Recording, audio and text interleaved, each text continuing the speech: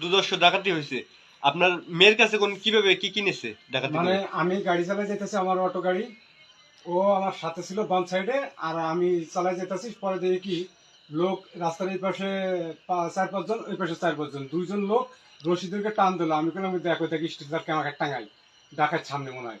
এটা কয়ে আমি গাড়ি গোল্লা দিছি, গোল্লা দেওয়ার হাতে হাতেই গাড়িও ঘুরিয়ে গেছে, আর ওরা আমার আটকাই লাইছে। হালানোর পরে আমার সে নামে ছোট বাচ্চা মেয়ে আর আমার পরিবার, ও আবার সামনে বসা। পরে আমার এই কলার ধরছে জ্যাকেট এইভাবে, আর ওরও ধরছে ধরিয়া। আমি কইছি ভাই আমার শাশুড়ি মারা গেছে, আমি আবার চলে যাবো, আমাকে ছাড়িয়ে দেন, আমার খুব বিপদে আছি। সে কয় এই মাথার চোট কই, আমার মাথায় একটা বাড়ি দিচ্ছে। ওই বাড়িটা লাগছে গাড়ির ছাদে অর্ধেক, আর অর্ধেক লাগছে আমার মাথায়। লাগার পর আমার কলার ধরছে, ধরিয়ে নামাইছে। এখন আমি চিন্তা করলাম, যদি আমার 2 জনে হাত পা ভাঙ্গিয়া জঙ্গলে হালাই দেয়, আর আমার পরিবারের যদি নির্যাতন করে, তাহলে আর এক বিপদে পড়ে যাবো। হ্যাঁ, সে আমার জীবন বাজি রেখে আমি সুরকে লোকজন বলাই নিয়ে ওই জায়গায় গেছে, ওকে পাইনি, আর আমার বউ কলা বাচ্চাকে ছাড়িয়ে দিছে।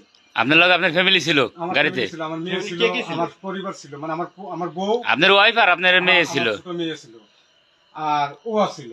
হ্যাঁ, ওকে। ও হইলো আমার প্রতিবেশী, পাশাপাশি। হ্যাঁ, গাড়ি গাড়ি চালাইছে কি আপনি না সে? আমি নিজে চালাইছি, আমি তার বাম সাইডে বসা ছিল। ও আমার বাম সাইডে বসা ছিল। পরে আমি যেমন দই দিয়ে পলাই লোকজন আনতে গেছি, এর ভিতরে ওকে তাড়াতাড়ি ছাড়িয়ে দিচ্ছে। চিন্তা করছে ও তো ছুটিয়ে গেছে, তাহলে তো আমরা ধরা খেয়ে যাবো, তাড়াতাড়ি ওকে ছাড়িয়ে দিচ্ছে, আর আমার মায়ের কানেরটা নিয়ে